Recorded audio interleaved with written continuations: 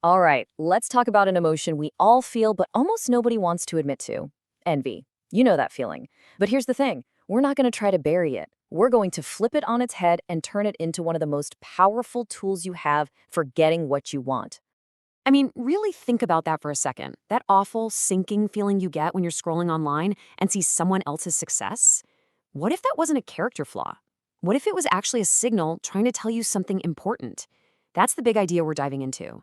So, to figure out how to use this thing, we've got to go to where it lives. And for so many of us, it all starts in this one very, very familiar moment. Let's just paint the scene, right? It's late. You've had a long day, you're a little bit tired, and you're just looking for a tiny bit of a distraction before you crash. And yeah, you do it. You open up one of the apps, the endless feed of perfectly polished success stories and highlight reels. You already know this isn't going to end well. And then, boom, there it is. Your thumb just stops moving. It's someone you know, maybe an old colleague, someone you kind of started out with, and they're posting about this huge win, a promotion, a big award, some amazing new venture. And just like that, the internal monologue starts. You feel that little drop in your stomach. Your first thought is, oh, good for them. But, you don't really mean it. Then comes, must be nice. And then the real kicker, why am I so far behind? You lock your phone and you just feel worse than you did a minute ago. But what if you could stop that spiral? What if, in that exact moment, you saw that feeling not as pain, but as a message? This is where everything changes. This is the big reframe. Now pay attention to this because it's a huge shift. The whole idea here is that envy has almost nothing to do with that other person. It's really just a mirror. It's your brain's feedback loop screaming at you, hey, this is something you want. Something is missing. And this just lays it out so clearly, right? We're all taught that envy is this ugly character flaw, something to be ashamed of. But the psychological reality? It's way more useful. It's not some bitter poison, it's a feedback loop. It's not a sin, it's a psychological arrow pointing you in a very specific direction. So this is the new definition we need to lock in. Think of envy as your own personal compass. We don't envy just anybody. We envy people who have something that, deep down, we believe is actually within our own reach. Trying to get rid of envy is like trying to smash your compass. Okay, so if envy is a signal, a compass, how the heck do you read it? Well, that brings us to a super practical framework for turning this feeling into actual, tangible action. So instead of just pushing it down and feeling miserable, we're going to learn how to use it.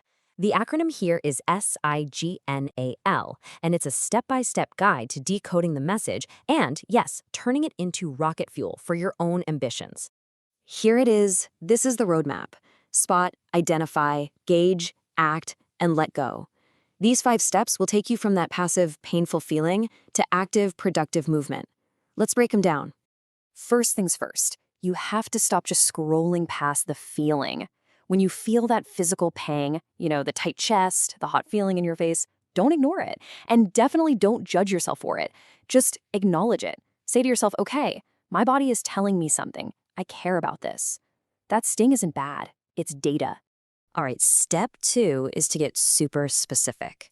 We usually say something vague like, I'm so jealous of their life. That's useless. Come on, you don't want their entire life. What is the one specific asset that's triggering you? Is it their freedom, their skill at something? Is it the money? Or is it the fact that they're getting recognized for their work? When you isolate the asset, the other person disappears, and now you have a clear target. Okay, this next one is a game changer. You have to figure out, is the gap between you and that asset actually bridgeable? So if you're envious of a coworker's promotion, that's called proximity envy. That gap is totally bridgeable, and their success just gave you a roadmap. But if you're envious of, say, a celebrity's fame, that's aspirational envy. The gap is probably too big to cross, and that's okay. Its purpose is just to help you clarify what you value, not to give you a to-do list for tomorrow.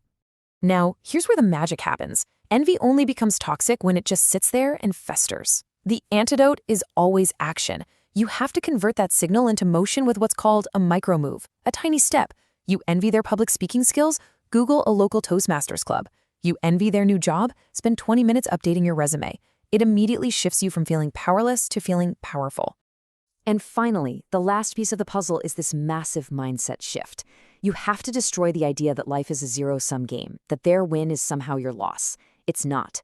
Their success takes nothing from you. In fact, it gives you something incredibly valuable. It's proof of concept. It proves that the thing you want is possible. So, as we wrap this all up, if you remember just one thing from this entire framework, let it be this simple, powerful idea. They are not your competition. They are your inspiration. They are living, breathing proof that the goal you're aiming for can actually be hit. And when you start to see it that way, envy stops being a source of pain and becomes one of your greatest sources of motivation. And really, that's the bottom line, isn't it? Action is the cure. The second you get busy working on your own stuff, making your own progress, that feeling of envy just fades away. So the next time you're scrolling and you feel that sting, don't swipe past it. Use it. It might just be the signal you've been waiting for.